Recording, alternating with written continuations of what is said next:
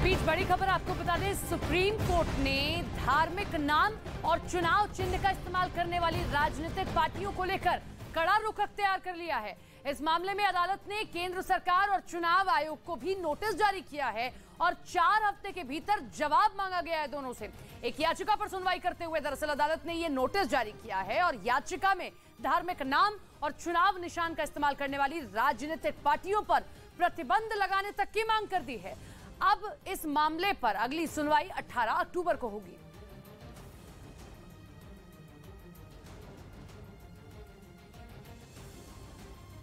उत्तर प्रदेश के मुजफ्फरनगर में एक आदमी ने एक रेस्टोरेंट में जमकर हंगामा किया। बताया गया कि इस आदमी के रेस्टोरेंट के मालिक से फोन पर कुछ बहस हो गई, जिसके बाद गुस्से से आग बबूला हुआ ये आदमी सीधे रेस्टोरेंट पर ही पहुंच गया और गाड़ी से उतरते ही रेस्टोरेंट में हंगामा शुरू कर दिया। ये आदमी रेस्टोरेंट मालिक से इस कदर नाराज था कि वहां पहुंचते ही उसने जोर जोर से चिल्लाना शुरू कर दिया।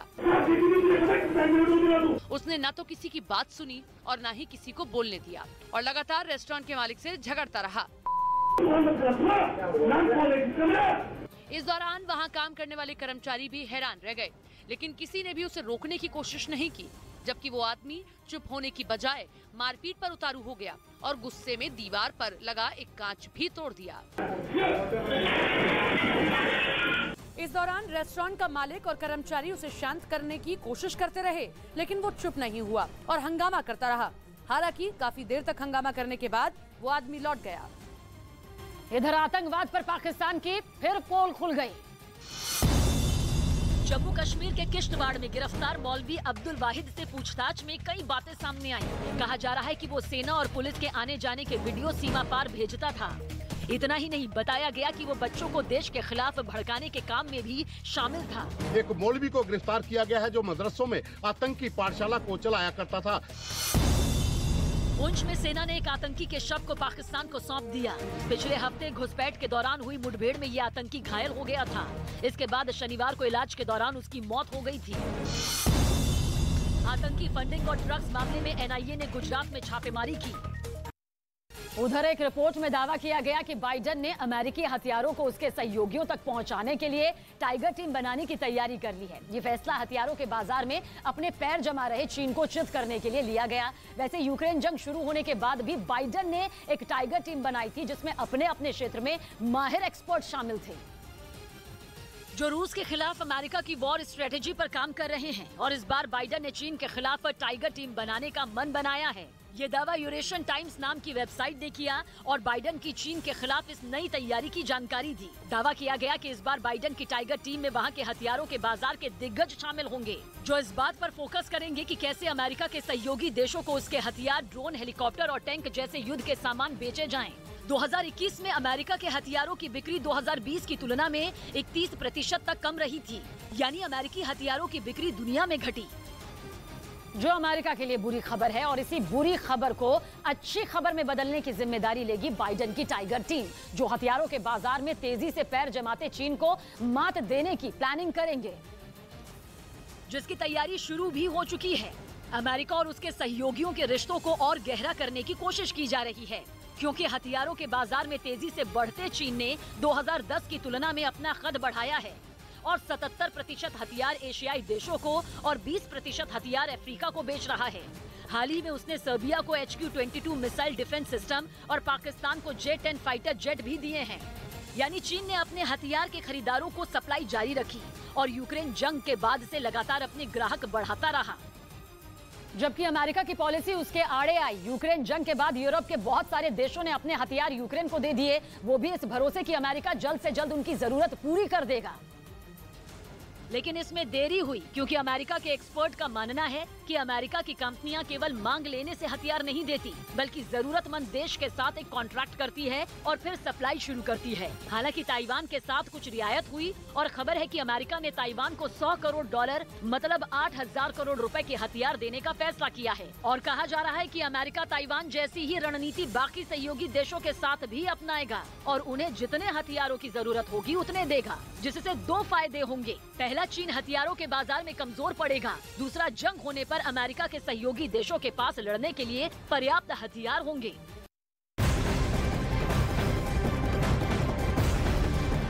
बड़ी खबर, महाराष्ट्र महाराष्ट्र की पुणे से आ रही है, जहां एफडीए ने नकली पनीर बनाने वाले कारखाने पर छापेमारी की, जिसमें करीब 1000 किलो नकली पनीर बरामद किया गया है एफडीए द्वारा। इसके अलावा बड़ी मात्रा में स्किम मिल्क पाउडर और पमोलिन ऑयल भी बरामद किया गया है। तो तस्वीरें आपको दिखाते हैं महाराष्ट्र के पुणे से, जहां पर एफडीए ने बड़ी मात्रा में, देखिए किस तरीके से ये नकली पनीर ले जाया जा रहा था, इसे बरामद किया है। 100 किलो नकली पनीर है ये, जिसे बरामद किया, और इसी के साथ में पनीर बनाने वाले कारखाने पर भी एफडीए ने छापा मारा है।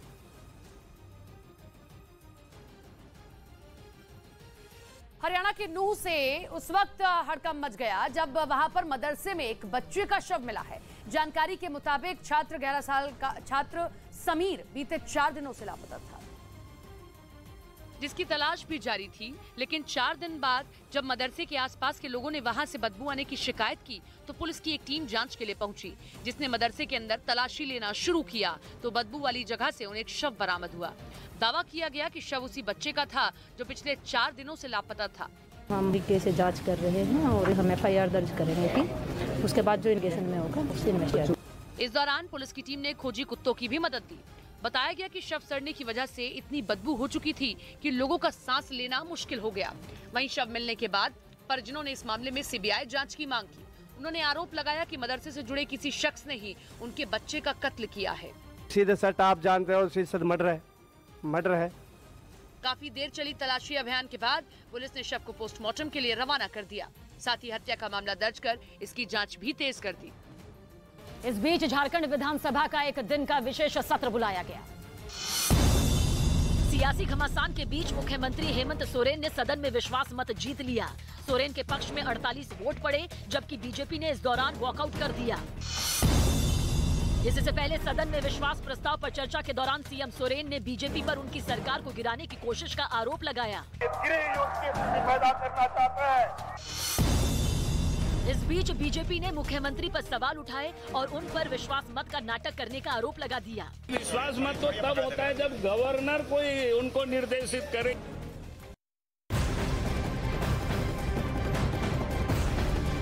बड़ी खबर आपको मुंबई के गोरेगांव से बताते हैं, जहां पर एटीएम में पैसे भरने के लिए गए कैश वैन लेकर ड्राइवर फरार हो गया।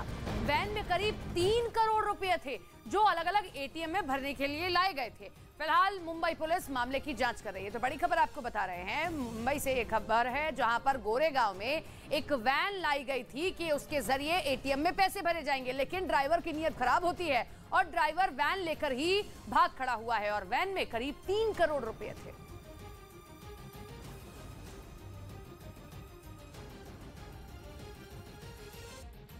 और इस बीच खबर है कि पाकिस्तान में नए आर्मी चीफ को लेकर पूर्व प्रधानमंत्री इमरान खान ने अपने विरोधी नवाज शरीफ और आसिफ अली जरदारी पर जमकर हमला बोला। इसी साल नवंबर में पाकिस्तान के मौजूदा army chief general Qamar Javed Bajwa retire हो रहे हैं, लिहाजा उनके उत्तराधिकारी की खोज शुरू हो गई।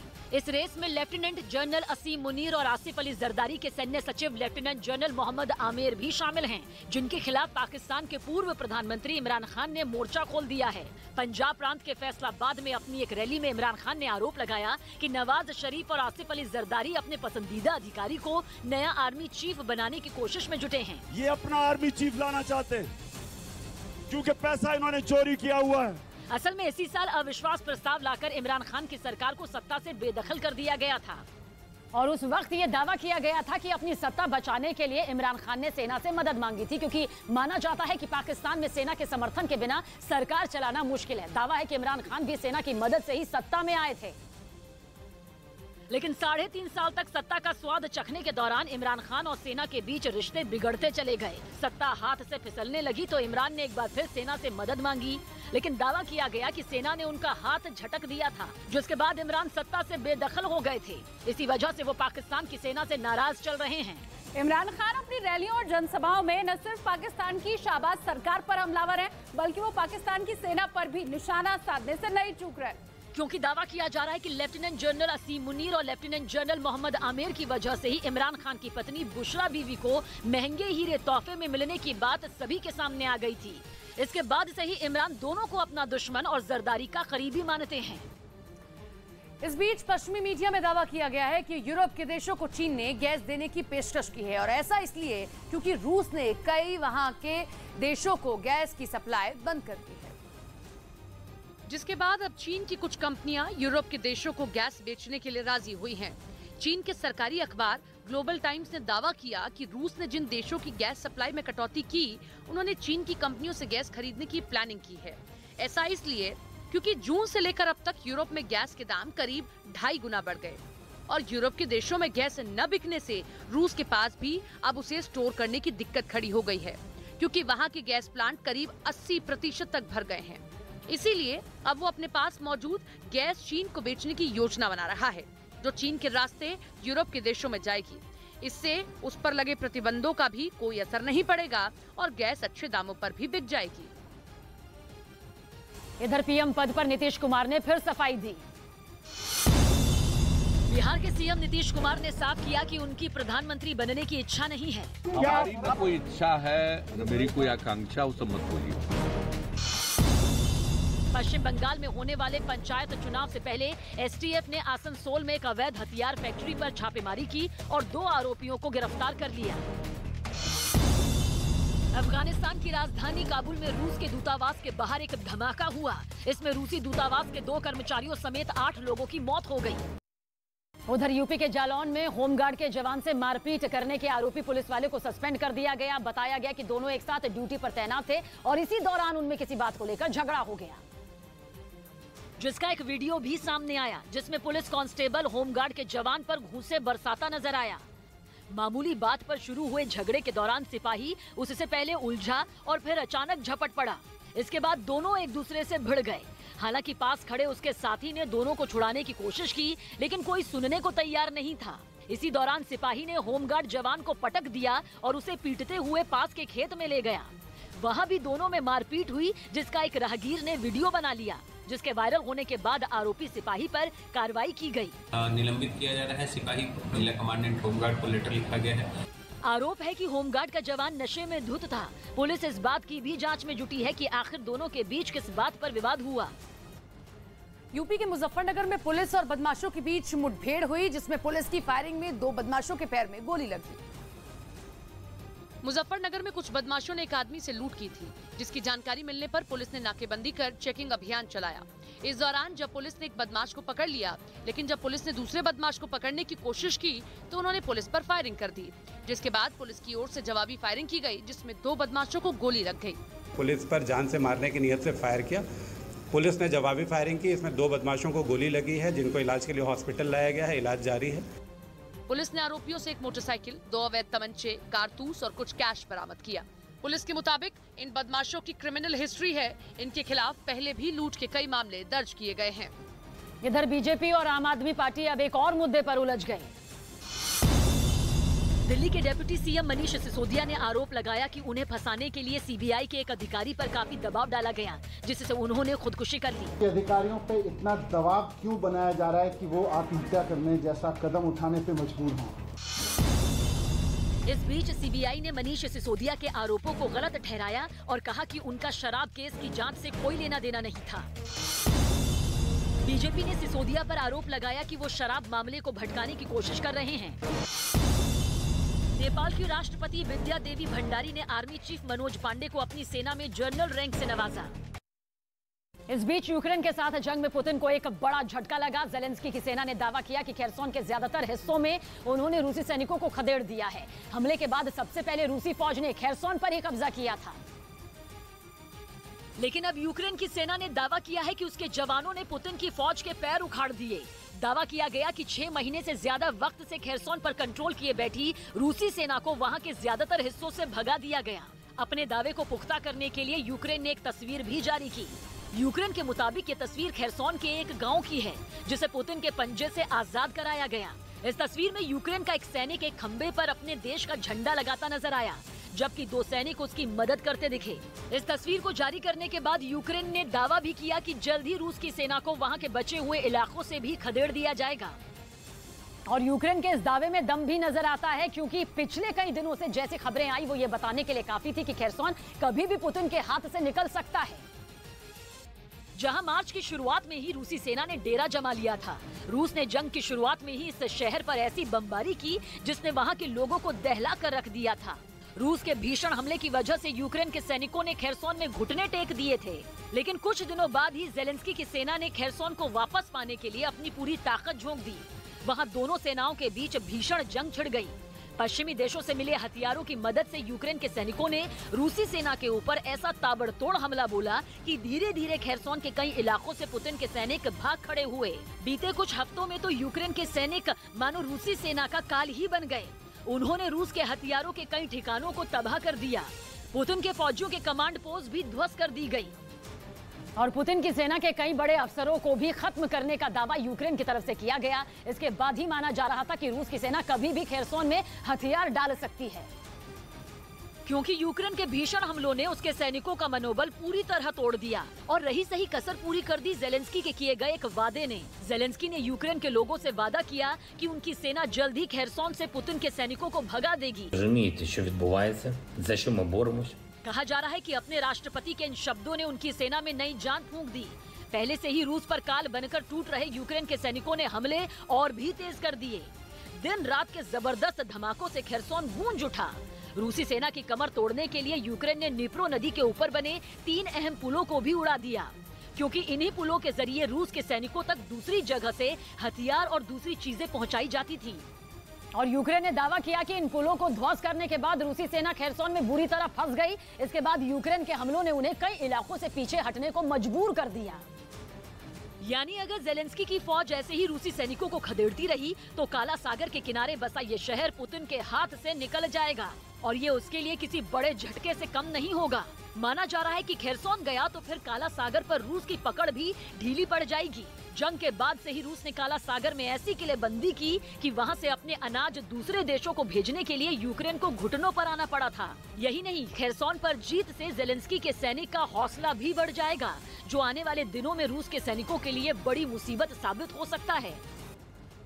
प्रधानमंत्री मोदी 8 सितंबर को सेंट्रल विस्टा पुनर्विकास योजना के तहत तैयार विजय चौक से इंडिया गेट तक के पूरे जोन का उद्घाटन करेंगे और इसके लिए कार्मिक लोक शिकायत और पेंशन मंत्रालय ने कई दिशा निर्देश जारी किए हैं, जिसके मुताबिक 8 सितंबर को शाम 4 बजे के बाद सभी मंत्रालय और विभागों के दफ्तर बंद कर दिए जाएंगे। ऐसा इसलिए किया जाएगा ताकि उस पूरे इलाके में ट्रैफिक को संभालने में कोई तकलीफ ना हो, क्योंकि उद्घाटन के मौके पर वहां तमाम वीवीआईपी मौजूद रहेंगे और पूरे इलाके में गाड़ियों का भारी दबाव बना रहेगा और इसी को संभालने के लिए पहले से तैयारी तेज कर दी गई है।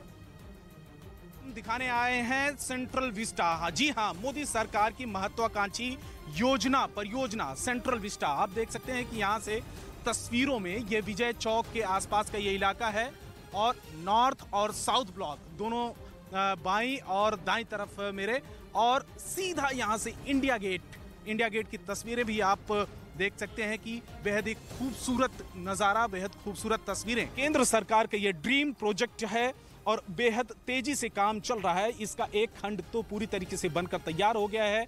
8 तारीख को प्रधानमंत्री नरेंद्र मोदी इसका उद्घाटन करने वाले हैं और 9 तारीख यानी कि एक दिन के बाद में 9 सितंबर को लोग इंडिया गेट के पास में आ सकते हैं, राजपथ पर घूम सकते हैं, लोग यहां पर सैर सपाटे के लिए आ सकते हैं, इसका दीदार कर सकते हैं, देख सकते हैं और तमाम चीजें इसकी खूबसूरती निहार सकते हैं। ये वीवीआईपी इलाका है और आने वाले दिनों में यहां पर और भी ज्यादा खूबसूरती होगी और सेंट्रल विस्टा का जो एक खंड है वो बनकर तैयार हो गया है और प्रधानमंत्री इसका उद्घाटन करेंगे और एक दिन के बाद यानी कि 9 सितंबर को इस जगह पर लोग आ सकेंगे, इसकी खूबसूरती को निहार सकेंगे। उधर जापान से बढ़ते तनाव के बीच रूस और चीन की नौसेना ने उसके नजदीक समंदर में जोरदार सैन्य अभ्यास किया। रूस की मीडिया ने दावा किया कि वॉस्तव 2022 नाम की मिलिट्री ड्रिल के जरिए दोनों देशों के 6 जंगी जहाजों ने जापान को अपनी ताकत दिखाई। और ये खतरनाक युद्धपोत जापान सागर में कुरील द्वीप समूह के पास से गुजरे। इस दौरान उन पर तैनात मशीन गनों ने ताबड़तोड़ गोलियां बरसाई, जबकि जंगी जहाजों पर मौजूद तोपों से गोले भी दागे गए। कुरील द्वीप समूह की वजह से ही रूस और जापान के बीच तनाव है। जापान इस द्वीप समूह के कई द्वीपों पर अपना अधिकार बताता है, जबकि रूस ने उन द्वीपों पर कब्जा जमा रखा है। और अब इन्हीं द्वीपों के पास से न सिर्फ उसके जंगी जहाज गुजरे, बल्कि चीन के युद्धपोत भी समंदर के उस इलाके में गरजे। माना जा रहा है कि दोनों देशों के इस कदम से जापान और उनके बीच के रिश्तों में और भी तलखी आ सकती है। क्योंकि चीन पहले से ही ताइवान का साथ देने की वजह से जापान से चिढ़ा हुआ है। पिछले महीने ही उसने मिलिट्री ड्रिल के नाम पर ताइवान को डराने के लिए जो मिसाइलें दागी थी, उनमें 5 मिसाइलें जापान के करीब जाकर गिरी थी। और तब जापान ने दावा किया था कि चीन ने ऐसा जानबूझकर किया था ताकि वो उसे उकसा सके। वैसे ताइवान के अलावा दोनों देशों में तनाव की एक और भी वजह है, क्योंकि पूर्वी चीन सागर में मौजूद कई द्वीपों को लेकर चीन और जापान के बीच दशकों से झगड़ा चला आ रहा है। और कहा जा रहा है कि ताइवान का साथ देने के जापान के कदम से दोनों के बीच तनाव चरम पर पहुंच गया। माना जा रहा है कि इसी वजह से चीन ने रूस के साथ मिलकर जापान के करीब सैन्य अभ्यास किया। खुद जापान के रक्षा मंत्रालय ने भी इसकी पुष्टि की। जापान ने दावा किया कि चीन के जंगी जहाजों में एक खतरनाक डिस्ट्रॉयर भी है जो बेहद आधुनिक और घातक हथियारों से लैस होते हैं, और जब वो समंदर में अपने दुश्मनों पर झपटते हैं तो फिर उसे मिटाकर ही दम लेते हैं। लेकिन कहा जा रहा है कि जापान ने भी अपने दोनों दुश्मनों से निपटने की तैयारी शुरू कर दी है, और इसके लिए वो एक ऐसा खतरनाक हथियार बनाने जा रहा है जो चीन और रूस दोनों के पास होने का दावा किया जाता है। और वो घातक हथियार है हाइपरसोनिक मिसाइल। कहा जा रहा है कि चीन और रूस के बढ़ते खतरे से पार पाने के लिए जापान ने भी हाइपरसोनिक मिसाइल बनाने की तैयारी शुरू कर दी है।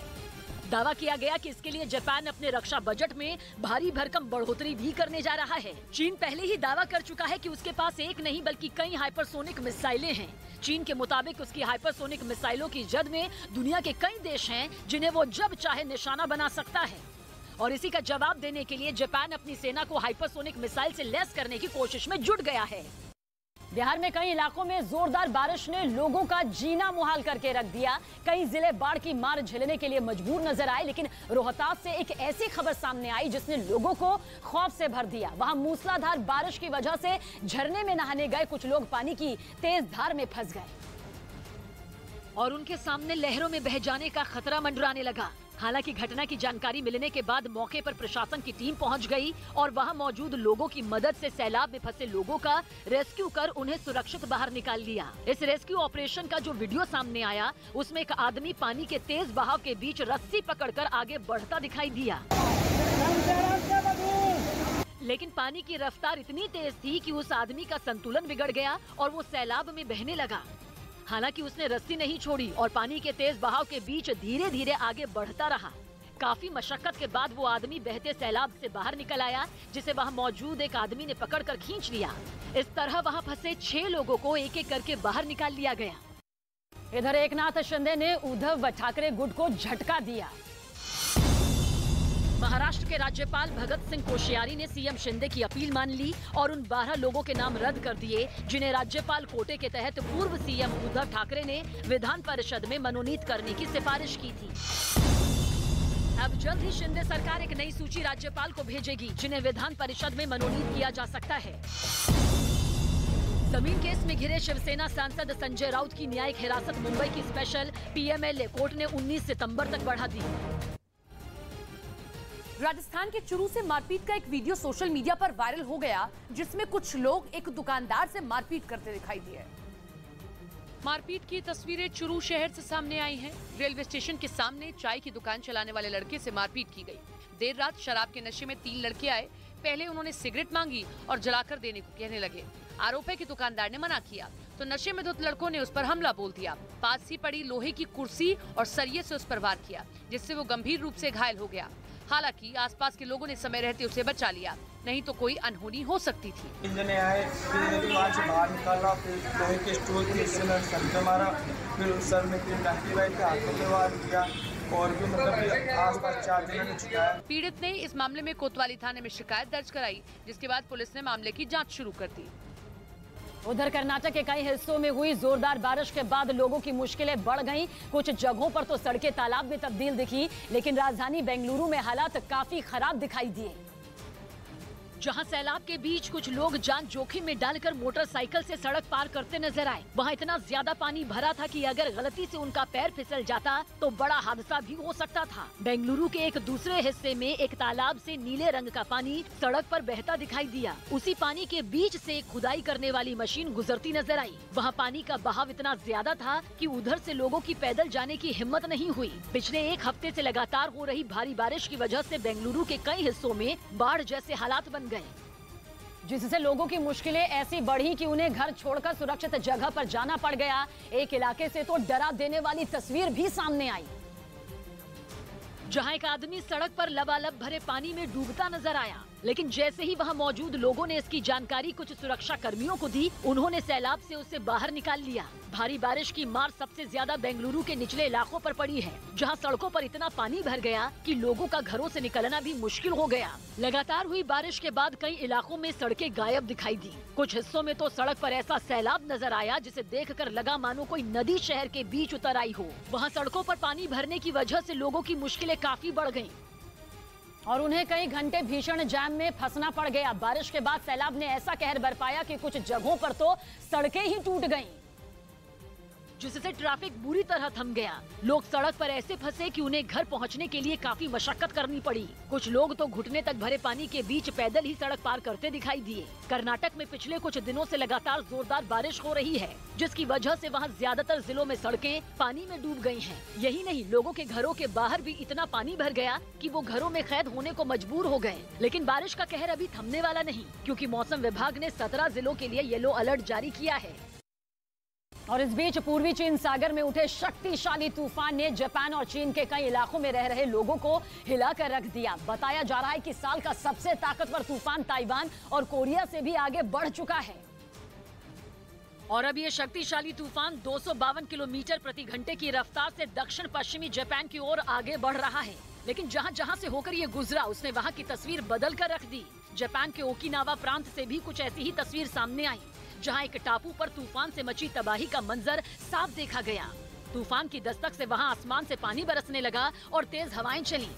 हवा की रफ्तार के सामने टापू पर मौजूद कई पेड़ टिक नहीं पाए और जगह जगह टूटकर गिर गए, जिससे वहां की ट्रैफिक व्यवस्था पर भी काफी असर पड़ा। और यही नहीं, बिजली के खंभों और लोगों के मकानों को भी इससे काफी नुकसान पहुंचा। ऐसे में एहतियात बरतते हुए सैकड़ों मकानों की बिजली काट दी गई, जिससे लोगों में खौफ और बढ़ गया। हालांकि कहा जा रहा है कि अगले कुछ घंटों में तूफान का कहर पहले से थोड़ा कम हो सकता है, लेकिन चेतावनी दी गई कि ये तूफान दक्षिण कोरिया और दक्षिण पश्चिमी जापान की मुश्किलें बढ़ा सकता है, क्योंकि वहां तेज बारिश के साथ ताकतवर हवाओं के चलने का अनुमान है। यहाँ तक कि इस साल के सबसे ताकतवर तूफान को देखते हुए चीन और जापान में कई फ्लाइटें रद्द कर दी गयी और समुद्र में नावों के चलने पर भी रोक लगा दी गई। इतना ही नहीं, दुर्घटनाओं से बचने के लिए चीन के शंघाई में 50,000 से ज्यादा पुलिस कर्मियों को तैनात किया गया है। ये फैसला चीन प्रशासन की तरफ से इसलिए लिया गया ताकि खतरनाक इलाकों की तरफ जाने से लोगों को रोका जा सके। राजस्थान के श्रीगंगानगर में एक मोटरसाइकिल सवार सड़क किनारे खड़ी एक महिला के हाथ से फोन छीनकर भाग गया, जिसका वीडियो सड़क किनारे लगे सीसीटीवी कैमरे में रिकॉर्ड हो गया। एक महिला सड़क किनारे खड़ी होकर अपना फोन चला रही थी, तभी अचानक एक मोटरसाइकिल सवार आ गया और झपट्टा मारकर उसके हाथ से मोबाइल छीना और वहां से 9-2-11 हो गया। महिला कुछ समझ पाती उससे पहले ही मोटरसाइकिल सवार वहां से फरार हो गया। हालांकि महिला ने उसका पीछा करने की कोशिश भी की, लेकिन वो नाकाम रही और जमीन पर गिर गई। ये पूरी वारदात सड़क किनारे लगे एक सीसीटीवी कैमरे में रिकॉर्ड हो गई, जिसके आधार पर पुलिस चोर की तलाश में जुट गई है। इधर लखनऊ के जिस नामी लेवाना होटल की आग ने 4 लोगों की जान ले ली, अब उस होटल के वजूद पर ही तलवार लटक रही है। अगर जांच में होटल मालिकों की गलती पाई गई तो उस पर बुलडोजर चलेगा। पुलिस ने जिस होटल के 2 मालिकों और जनरल मैनेजर को भी पूछताछ के लिए अब हिरासत में ले लिया है, क्योंकि कहा जा रहा है कि होटल में आग से निपटने से पुख्ता इंतजाम नहीं थे। सामने आई तस्वीरों में भी इस बात की तस्दीक होती दिखी। दमकल कर्मियों से लेकर पुलिस के अधिकारियों के होटल की आग बुझाने में पसीने छूट गए। होटल की खूबसूरती बढ़ाने के लिए उसकी बाहरी दीवार के ऊपर से नीचे तक लकड़ी के पैनल लगाए गए थे और उन पैनलों को लोहे से जोड़ा गया था। उसके पीछे भी कांच लगा था। ये बात ही लोगों का काल साबित हुई और दमकल कर्मियों के लिए होटल के अंदर पहुँचना टेढ़ी खीर हो गया।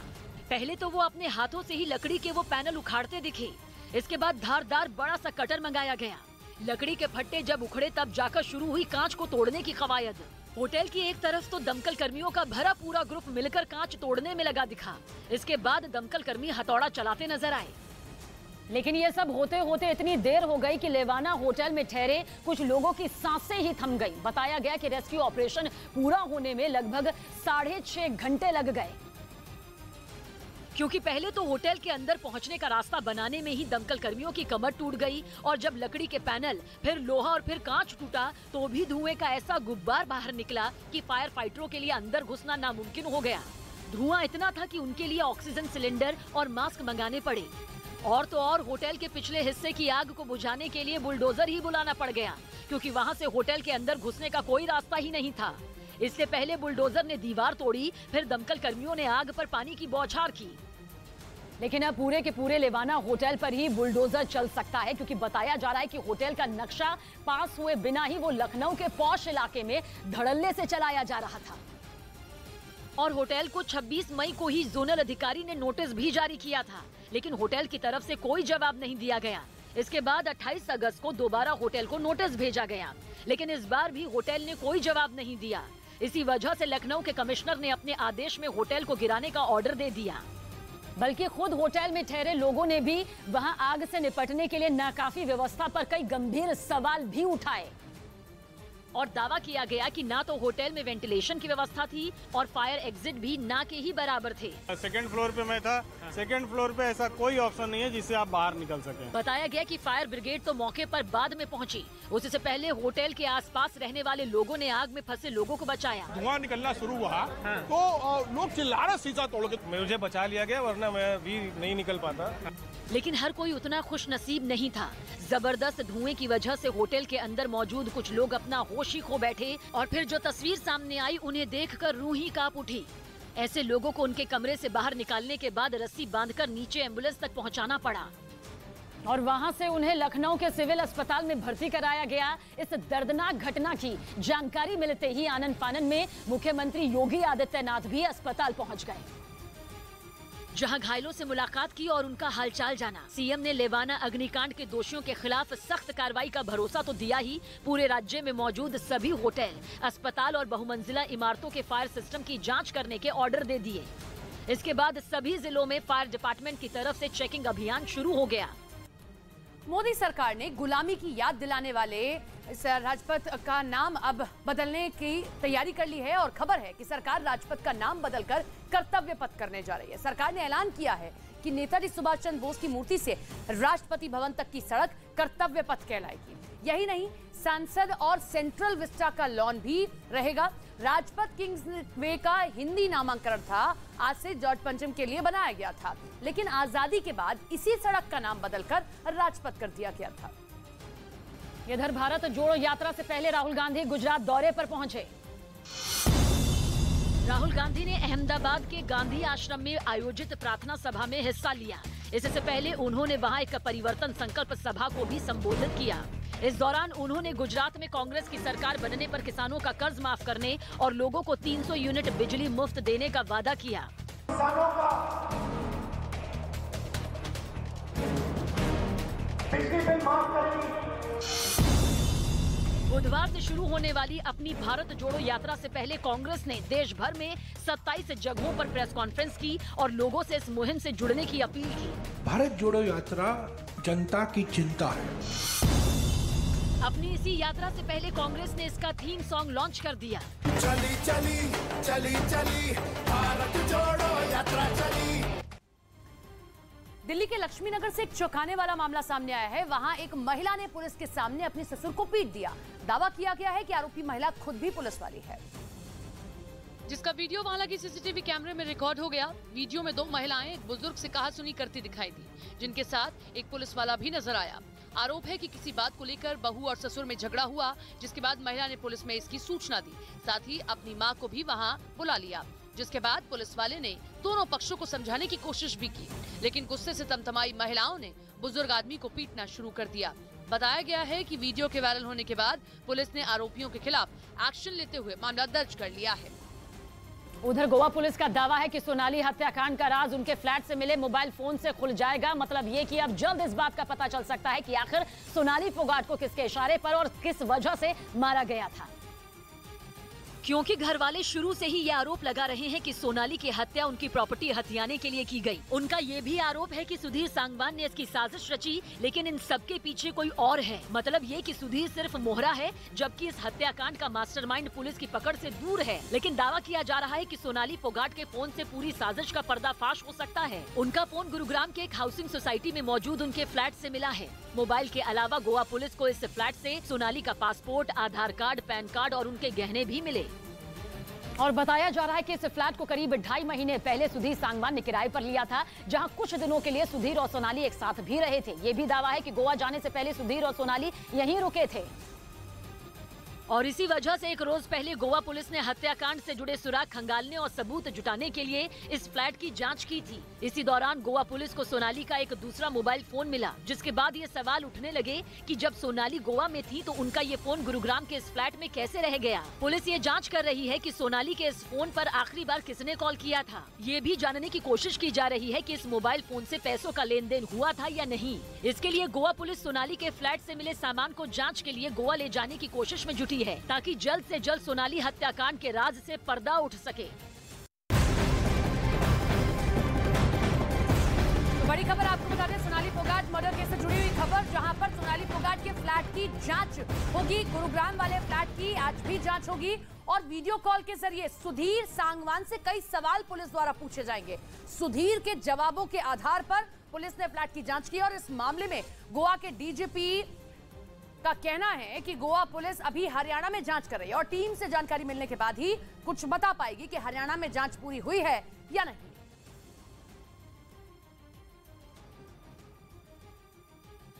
इंडिया का प्राइड, मेरा प्राइड, वीकेसी प्राइड, कड़ी मेहनत का जश्न मनाइए।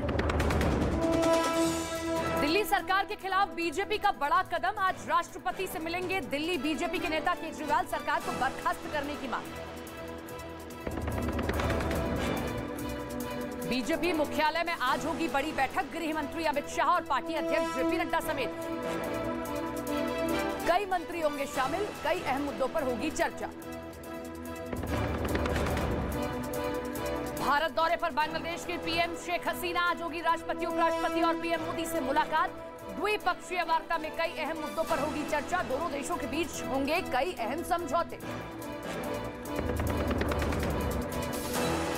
दुनिया में 5वें नंबर पर भारत की अर्थव्यवस्था के पहुंचने पर पीएम मोदी ने जताई खुशी, कहा भारत पर राज कर चुके ब्रिटेन को पछाड़ना है बड़ी बात। न्यूज 18 इंडिया लगातार बना हुआ है देश का नंबर 1 न्यूज चैनल। काफी पीछे छूटा आज तक और इंडिया टीवी, जी और एबीपी न्यूज मिलकर भी न्यूज 18 इंडिया से पीछे। आज तक को पछाड़ अब है देश का नंबर 1 न्यूज चैनल। तो देखते रहिए न्यूज 18 इंडिया। 1000 करोड़ से ज्यादा का खर्च आएगा। और नेपाल में इस फैसले को शेर बहादुर देउबा के पीएम बनने के बाद भारत के साथ खराब संबंधों को सुधारने की कोशिश के तौर पर देखा जा रहा है, क्योंकि नेपाल में पिछली सरकार पर कई बार भारत के विरोध में जाकर चीन का साथ देने के आरोप लगे थे।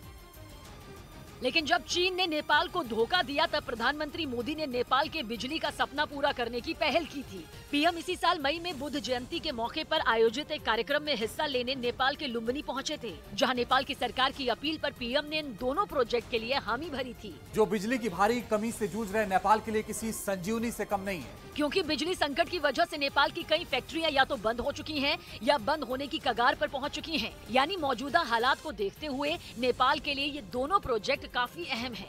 पंजाब के मोहाली से हैरान करने वाला एक वीडियो सामने आया, जिसमें एक झूला काफी ऊंचाई से जमीन पर गिरता दिखाई दिया। जिस वक्त ये हादसा हुआ, झूले में 18 से ज्यादा लोग बैठे हुए थे, लेकिन तभी झूला ऊंचाई से नीचे जमीन पर गिर गया। सामने आए वीडियो में झूले पर कई लोग बैठे दिखाई दिए। सब कुछ ठीक चल रहा था, लेकिन तभी झूला और ऊंचाई पर जाने लगा। लेकिन जैसे ही वो ऊपर पहुंचा, उसमें लगा एक हुक खुल गया, जिसके बाद उसमें बैठे सभी लोग 40 फीट की ऊंचाई से झूले के साथ नीचे जमीन पर जा गिरे। ये हादसा इतना भीषण था कि झूले पर सीट बेल्ट लगाकर बैठे कुछ लोग उछलकर दूर जा गिरे। झूले के टूटने के बाद वहाँ अफरा तफरी का माहौल बन गया और लोग इधर उधर भागते नजर आए। आरोप है कि जिस वक्त यह हादसा हुआ, झूले को चलाने वाले लोग मदद करने की बजाय वहां से भाग निकले। मैनेजमेंट वालों ने जैसे ये हादसा देखा, सारे मैनेजमेंट भाग गया। हालांकि गनीमत ये रही कि इतने बड़े हादसे में किसी की जान नहीं गई, लेकिन कई लोगों को काफी चोट आई, जिन्हें अस्पताल में भर्ती करवाया गया। बताया गया कि यह हादसा मोहाली के दशहरा मैदान में हुआ। घटना का वीडियो सामने आने के बाद जिला प्रशासन ने जाँच का आदेश दिया।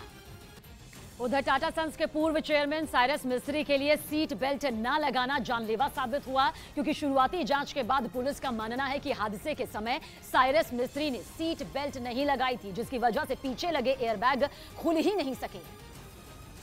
और नतीजा ये हुआ कि साइरस मिस्त्री और पीछे बैठे उनके एक और दोस्त की जान चली गई। हादसे के बाद कार का एक वीडियो भी सामने आया जिसमें कार के आगे के दोनों एयरबैग खुले नजर आए और पीछे के नहीं। पुलिस का मानना है कि इसी वजह से आगे बैठे दोनों लोग गंभीर रूप से जख्मी तो हुए लेकिन उनकी जान बच गई, जबकि पीछे बैठे दोनों लोगों के लिए सीट बेल्ट न लगाना जानलेवा साबित हुआ। एयरबैग तभी एक्टिव होते हैं जब इंसान गाड़ी के अंदर सीट बेल्ट लगाता है। साइरस मिस्त्री जिस कार में सवार थे वो कोई मामूली कार नहीं बल्कि मर्सिडीज कार थी और इस कार को 5 स्टार रेटिंग मिली थी क्योंकि माना जाता है कि इस कार में सुरक्षा के इंतजाम बेहतरीन है। साइरस मिस्त्री ऐसी ही कार में सवार थे और उनके साथ उनके 3 दोस्त भी कार में मौजूद थे। जानकारी मिली है कि कार एक महिला चला रही थी और गाड़ी की स्पीड 100 किलोमीटर प्रति घंटा से ज्यादा थी। कहा जा रहा है कि एक दूसरी गाड़ी को ओवरटेक करने के चक्कर में गाड़ी पुल के किनारे के एक हिस्से से जा टकराई। कोई भी गाड़ी 100 किलोमीटर की रफ्तार से चलेगी और अचानक एक वो सीमेंट के कंक्रीट से टकराएगी तो उसका इम्पैक्ट कितना बड़ा होगा। यानी तेज रफ्तार ने हादसे की नींव रखी और रही सही कसर सीट बेल्ट न लगाकर पूरी हो गई, जिसका नतीजा ये हुआ कि कार में सवार 4 लोगों में 2 की मौके पर ही मौत हो गई। शुरुआती जांच में पता चला कि साइरस मिस्त्री एक 2 लेन रोड से गुजर रहे थे। वहाँ की रोड एकदम ठीक थी। हादसे से ठीक पहले आए वीडियो में भी ये बात साफ साफ नजर आ रही है। लेकिन अच्छी रोड भी तभी काम आती है जब स्पीड पर कंट्रोल हो, लेकिन गाड़ी के ड्राइवर ने वो कंट्रोल नहीं रखा। साइरस मिस्त्री की मौत एक और सबक सिखाती है और वो ये कि गाड़ी में आगे बैठो या पीछे सीट बेल्ट जरूर लगाओ, वरना वही हाल होगा जो इस दुर्घटना के इस डेमो वीडियो में पीछे बैठे लोगों का हो रहा है। क्योंकि जैसे ही गाड़ी किसी चीज से टकराई, आगे बैठे लोग तो बच गए लेकिन पीछे बैठे लोग उछल कर आगे गिर पड़े। जानकार बताते हैं कि साइरस मिस्त्री के साथ भी कुछ ऐसा ही होने की आशंका है। तो क्या उन्होंने सीट बेल्ट पहनी होती तो बचने की आशंका काफी ज्यादा थी? हाँ, उनकी बचने की आशंका ज्यादा हो जाती है। हो सकता है कि बहुत जल्दी एयरबैग खुल जाता था। इस हादसे के बाद पुलिस को FSL, RTO और कार की मेंटेनेंस रिपोर्ट का इंतजार है, लेकिन शुरुआती जांच के आधार पर पुलिस का यही तर्क है कि सीट बेल्ट नहीं लगाना ही सबसे खतरनाक साबित हुआ। बिहार में कई इलाकों में जोरदार बारिश ने लोगों का जीना मुहाल करके रख दिया। कई जिले बाढ़ की मार झेलने के लिए मजबूर नजर आए, लेकिन रोहतास से एक ऐसी खबर सामने आई जिसने लोगों को खौफ से भर दिया। वहां मूसलाधार बारिश की वजह से झरने में नहाने गए कुछ लोग पानी की तेज धार में फंस गए और उनके सामने लहरों में बह जाने का खतरा मंडराने लगा। हालांकि घटना की जानकारी मिलने के बाद मौके पर प्रशासन की टीम पहुंच गई और वहां मौजूद लोगों की मदद से सैलाब में फंसे लोगों का रेस्क्यू कर उन्हें सुरक्षित बाहर निकाल लिया। इस रेस्क्यू ऑपरेशन का जो वीडियो सामने आया उसमें एक आदमी पानी के तेज बहाव के बीच रस्सी पकड़कर आगे बढ़ता दिखाई दिया, लेकिन पानी की रफ्तार इतनी तेज थी कि उस आदमी का संतुलन बिगड़ गया।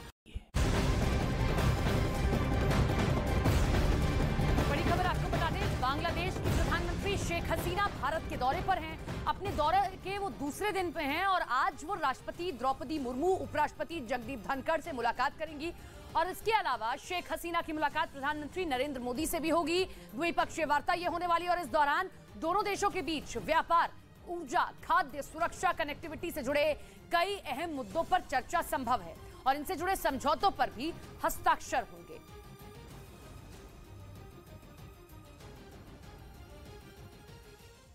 तो बड़ा हादसा भी हो सकता था। बेंगलुरु के एक दूसरे हिस्से में एक तालाब से नीले रंग का पानी सड़क पर बहता दिखाई दिया। उसी पानी के बीच से खुदाई करने वाली मशीन गुजरती नजर आई। वहाँ पानी का बहाव इतना ज्यादा था कि उधर से लोगों की पैदल जाने की हिम्मत नहीं हुई। पिछले एक हफ्ते से लगातार हो रही भारी बारिश की वजह से बेंगलुरु के कई हिस्सों में बाढ़ जैसे हालात बन गए, जिससे लोगों की मुश्किलें ऐसी बढ़ी कि उन्हें घर छोड़कर सुरक्षित जगह पर जाना पड़ गया। एक इलाके से तो डरा देने वाली तस्वीर भी सामने आई, जहां एक आदमी सड़क पर लबालब भरे पानी में डूबता नजर आया। लेकिन जैसे ही वहां मौजूद लोगों ने इसकी जानकारी कुछ सुरक्षा कर्मियों को दी, उन्होंने सैलाब से उसे बाहर निकाल लिया। भारी बारिश की मार सबसे ज्यादा बेंगलुरु के निचले इलाकों पर पड़ी है, जहां सड़कों पर इतना पानी भर गया कि लोगों का घरों से निकलना भी मुश्किल हो गया। लगातार हुई बारिश के बाद कई इलाकों में सड़कें गायब दिखाई दी। कुछ हिस्सों में तो सड़क पर ऐसा सैलाब नजर आया जिसे देखकर लगा मानो कोई नदी शहर के बीच उतर आई हो। वहाँ सड़कों पर पानी भरने की वजह से लोगों की मुश्किलें काफी बढ़ गयी और उन्हें कई घंटे भीषण जाम में फंसना पड़ गया। बारिश के बाद सैलाब ने ऐसा कहर बरपाया कि कुछ जगहों पर तो सड़कें ही टूट गईं। जिससे ट्रैफिक बुरी तरह थम गया। लोग सड़क पर ऐसे फंसे कि उन्हें घर पहुंचने के लिए काफी मशक्कत करनी पड़ी। कुछ लोग तो घुटने तक भरे पानी के बीच पैदल ही सड़क पार करते दिखाई दिए। कर्नाटक में पिछले कुछ दिनों से लगातार जोरदार बारिश हो रही है, जिसकी वजह से वहां ज्यादातर जिलों में सड़कें पानी में डूब गई हैं। यही नहीं, लोगों के घरों के बाहर भी इतना पानी भर गया कि वो घरों में कैद होने को मजबूर हो गए। लेकिन बारिश का कहर अभी थमने वाला नहीं, क्योंकि मौसम विभाग ने 17 जिलों के लिए येलो अलर्ट जारी किया है। और इस बीच पूर्वी चीन सागर में उठे शक्तिशाली तूफान ने जापान और चीन के कई इलाकों में रह रहे लोगों को हिलाकर रख दिया। बताया जा रहा है कि साल का सबसे ताकतवर तूफान ताइवान और कोरिया से भी आगे बढ़ चुका है। और अब ये शक्तिशाली तूफान 252 किलोमीटर प्रति घंटे की रफ्तार से दक्षिण पश्चिमी जापान की ओर आगे बढ़ रहा है। लेकिन जहां जहां से होकर ये गुजरा, उसने वहां की तस्वीर बदल कर रख दी। जापान के ओकिनावा प्रांत से भी कुछ ऐसी ही तस्वीर सामने आई, जहां एक टापू पर तूफान से मची तबाही का मंजर साफ देखा गया।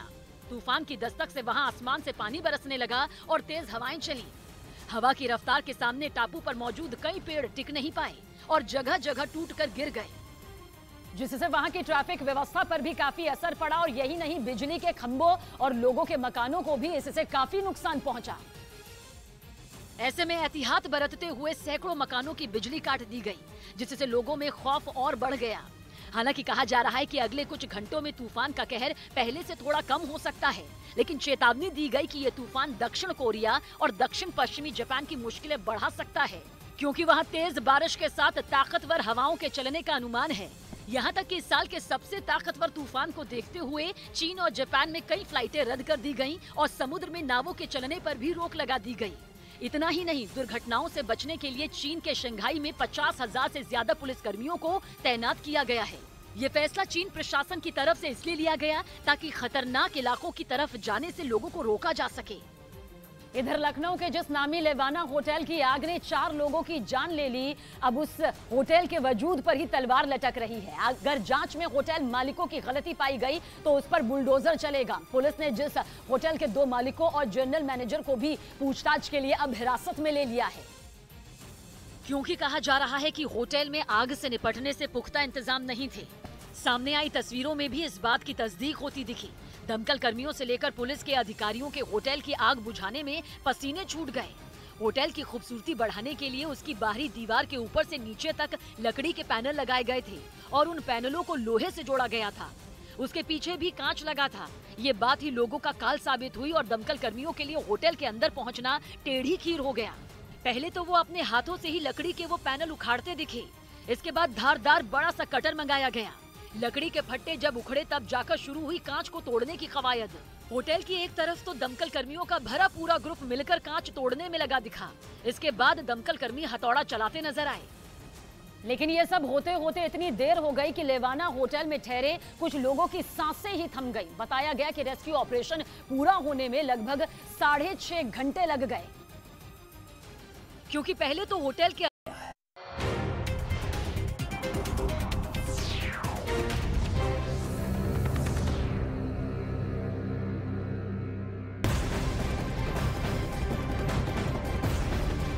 बड़ी खबर चीन से आ रही है, जहां पर सिचुआन प्रांत में भीषण भूकंप आया है। 46 लोगों की जान चली गई है। कई इलाकों में भारी तबाही देखने को मिली है। कई मकान गिर चुके हैं और ऐसे में भूकंप के बाद राहत और बचाव के लिए कई टीमों को लगा दिया गया है, जबकि भूकंप से प्रभावित लोगों की मदद के लिए भी लगातार बचाव दल की टीमें वहां पर मौजूद हैं। तो चीन के सिचुआन प्रांत में किस तरीके से भूकंप आया है और वहां पर कई मकान जमींदोज हो चुके हैं, कई जगहों पर भारी नुकसान देखने को मिला है। 3 तस्वीरें। पहली, चीन में भूकंप से कैसे तबाही मची है, आप देख सकते हैं किस तरीके से पेड़ हिल रहे हैं और साथ ही साथ मकान भी क्षतिग्रस्त हुए हैं। दूसरी तस्वीर, भूकंप से 46 लोगों की अब तक जान चली गई है और बचाव का काम अभी भी जारी है। कई टीमें वहां पर मौजूद हैं।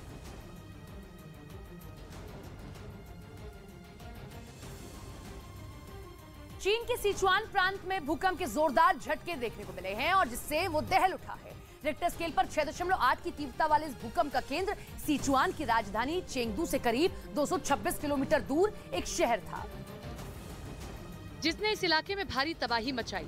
जलजले की कुछ दिल दिला देने वाली तस्वीरें भी सामने आई। वहां इस भूकंप से ठीक पहले एक गाड़ी के डैश कैम में दिल दहलाने वाली तस्वीरें रिकॉर्ड हुई हैं, जिसमें भूकंप की वजह से अचानक सब कुछ तेजी से हिलता हुआ दिखा। सड़क के किनारे लगे पेड़ तो इतनी तेज हिले कि ऐसा लगा मानो उन्हें पकड़कर किसी ने हिला दिया हो। जमीन कांपने की वजह से गाड़ी भी रुक गई, जबकि सड़क पर ठीक सामने एक मकान का हिस्सा भी टूटकर सड़क पर आ गिरा। लोग अपनी जान बचाने के लिए भागते दिखाई दिए। हर तरफ से लोगों के चीखने की आवाज सुनाई दी। भूकंप के बाद सैकड़ों लोग बेघर हो गए और बचाव दल की कई टीमें उनकी मदद में जुट गईं। लोगों की रहने के लिए एक जगह पर कई टेंट लगाए गए और भूकंप की वजह से बेघर हुए लोगों को उनमें ठहराया गया। साथ ही उनके लिए खाने पीने का भी इंतजाम किया गया। बिहार में कई इलाकों में जोरदार बारिश ने लोगों का जीना मुहाल करके रख दिया। कई जिले बाढ़ की मार झेलने के लिए मजबूर नजर आए, लेकिन रोहतास से एक ऐसी खबर सामने आई जिसने लोगों को खौफ से भर दिया। वहां मूसलाधार बारिश की वजह से झरने में नहाने गए कुछ लोग पानी की तेज धार में फंस गए और उनके सामने लहरों में बह जाने का खतरा मंडराने लगा। हालांकि घटना की जानकारी मिलने के बाद मौके पर प्रशासन की टीम पहुंच गई और वहां मौजूद लोगों की मदद से सैलाब में फंसे लोगों का रेस्क्यू कर उन्हें सुरक्षित बाहर निकाल लिया। इस रेस्क्यू ऑपरेशन का जो वीडियो सामने आया उसमें एक आदमी पानी के तेज बहाव के बीच रस्सी पकड़कर आगे बढ़ता दिखाई दिया, लेकिन पानी की रफ्तार इतनी तेज थी कि उस आदमी का संतुलन बिगड़ गया और वो सैलाब में बहने लगा। हालांकि उसने रस्सी नहीं छोड़ी और पानी के तेज बहाव के बीच धीरे धीरे आगे बढ़ता रहा। काफी मशक्कत के बाद वो आदमी बहते सैलाब से बाहर निकल आया, जिसे वहां मौजूद एक आदमी ने पकड़कर खींच लिया। इस तरह वहां फंसे 6 लोगों को एक एक करके बाहर निकाल लिया गया। इधर एकनाथ शिंदे ने उद्धव ठाकरे गुट को झटका दिया। महाराष्ट्र के राज्यपाल भगत सिंह कोश्यारी ने सीएम शिंदे की अपील मान ली और उन 12 लोगों के नाम रद्द कर दिए जिन्हें राज्यपाल कोटे के तहत पूर्व सीएम उद्धव ठाकरे ने विधान परिषद में मनोनीत करने की सिफारिश की थी। अब जल्द ही शिंदे सरकार एक नई सूची राज्यपाल को भेजेगी जिन्हें विधान परिषद में मनोनीत किया जा सकता है। जमीन केस में घिरे शिवसेना सांसद संजय राउत की न्यायिक हिरासत मुंबई की स्पेशल पीएमएलए कोर्ट ने 19 सितंबर तक बढ़ा दी। राजस्थान के चुरू से मारपीट का एक वीडियो सोशल मीडिया पर वायरल हो रहा है, जिसमें कुछ लोग एक दुकानदार से मारपीट करते दिखे। मारपीट की तस्वीरें चुरू शहर से सामने आई हैं। रेलवे स्टेशन के सामने चाय की दुकान चलाने वाले लड़के से मारपीट की गई। देर रात शराब के नशे में 3 लड़के आए। पहले उन्होंने सिगरेट मांगी और जलाकर देने को कहने लगे। आरोप है कि दुकानदार ने मना किया तो नशे में धुत लड़कों ने उस पर हमला बोल दिया। पास ही पड़ी लोहे की कुर्सी और सरिये से उस पर वार किया, जिससे वो गंभीर रूप से घायल हो गया। हालांकि आसपास के लोगों ने समय रहते उसे बचा लिया, नहीं तो कोई अनहोनी हो सकती थी। जने आए, दुकान से बाहर निकाला, फिर लोहे के स्टूल के सर पे मारा, फिर सर में 3 डंडे भाई के हाथों में वार किया और भी मतलब आसपास 4 जनों ने छुड़ाया। पीड़ित ने इस मामले में कोतवाली थाने में शिकायत दर्ज कराई, जिसके बाद पुलिस ने मामले की जाँच शुरू कर दी।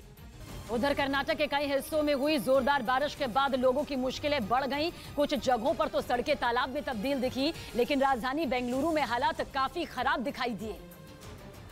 जहां सैलाब के बीच कुछ लोग जान जोखिम में डालकर मोटरसाइकिल से सड़क पार करते नजर आए। वहां इतना ज्यादा पानी भरा था कि अगर गलती से उनका पैर फिसल जाता तो बड़ा हादसा भी हो सकता था। बेंगलुरु के एक दूसरे हिस्से में एक तालाब से नीले रंग का पानी सड़क पर बहता दिखाई दिया। उसी पानी के बीच से खुदाई करने वाली मशीन गुजरती नजर आई। वहाँ पानी का बहाव इतना ज्यादा था कि उधर से लोगों की पैदल जाने की हिम्मत नहीं हुई। पिछले 1 हफ्ते से लगातार हो रही भारी बारिश की वजह से बेंगलुरु के कई हिस्सों में बाढ़ जैसे हालात बन गए, जिससे लोगों की मुश्किलें ऐसी बढ़ी कि उन्हें घर छोड़कर सुरक्षित जगह पर जाना पड़ गया। एक इलाके से तो डरा देने वाली तस्वीर भी सामने आई, जहां एक आदमी सड़क पर लबालब भरे पानी में डूबता नजर आया। लेकिन जैसे ही वहां मौजूद लोगों ने इसकी जानकारी कुछ सुरक्षा कर्मियों को दी, उन्होंने सैलाब से उसे बाहर निकाल लिया। भारी बारिश की मार सबसे ज्यादा बेंगलुरु के निचले इलाकों पर पड़ी है, जहां सड़कों पर इतना पानी भर गया कि लोगों का घरों से निकलना भी मुश्किल हो गया।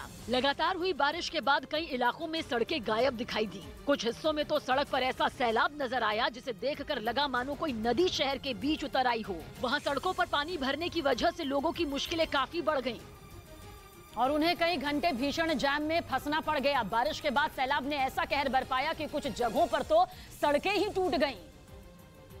जिससे ट्रैफिक बुरी तरह थम गया। लोग सड़क पर ऐसे फंसे कि उन्हें घर पहुंचने के लिए काफी मशक्कत करनी पड़ी। कुछ लोग तो घुटने तक भरे पानी के बीच पैदल ही सड़क पार करते दिखाई दिए। कर्नाटक में पिछले कुछ दिनों से लगातार जोरदार बारिश हो रही है, जिसकी वजह से वहां ज्यादातर जिलों में सड़कें पानी में डूब गई हैं। यही नहीं, लोगों के घरों के बाहर भी इतना पानी भर गया कि वो घरों में कैद होने को मजबूर हो गए। लेकिन बारिश का कहर अभी थमने वाला नहीं, क्योंकि मौसम विभाग ने 17 जिलों के लिए येलो अलर्ट जारी किया है।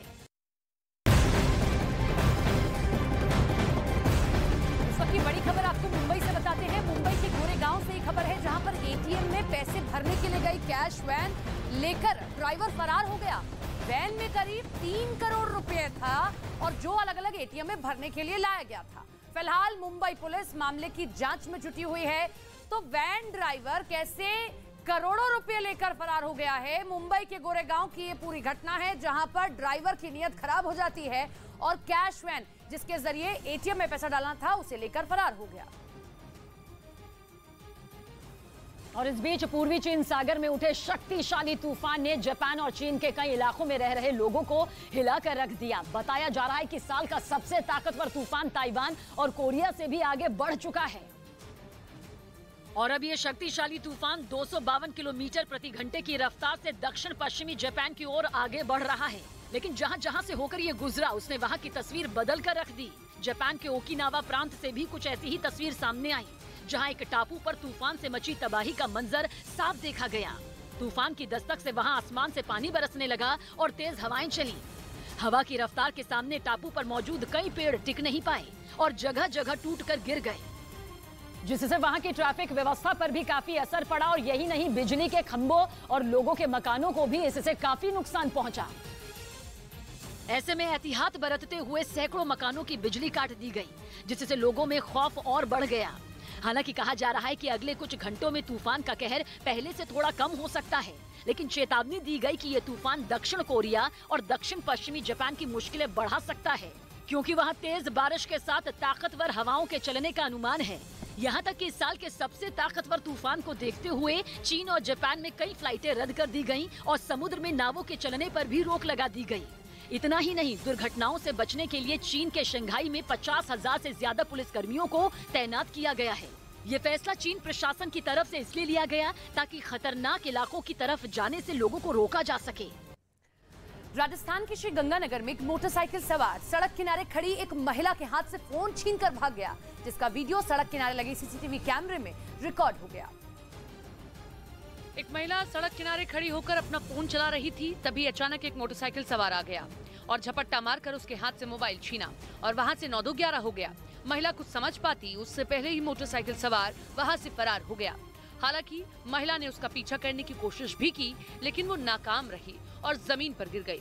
ये पूरी वारदात सड़क किनारे लगे एक सीसीटीवी कैमरे में रिकॉर्ड हो गई, जिसके आधार पर पुलिस चोर की तलाश में जुट गई है। इधर लखनऊ के जिस नामी लेवाना होटल की आग ने 4 लोगों की जान ले ली, अब उस होटल के वजूद पर ही तलवार लटक रही है। अगर जांच में होटल मालिकों की गलती पाई गई तो उस पर बुलडोजर चलेगा। पुलिस ने जिस होटल के 2 मालिकों और जनरल मैनेजर को भी पूछताछ के लिए अब हिरासत में ले लिया है, क्योंकि कहा जा रहा है कि होटल में आग से निपटने से पुख्ता इंतजाम नहीं थे।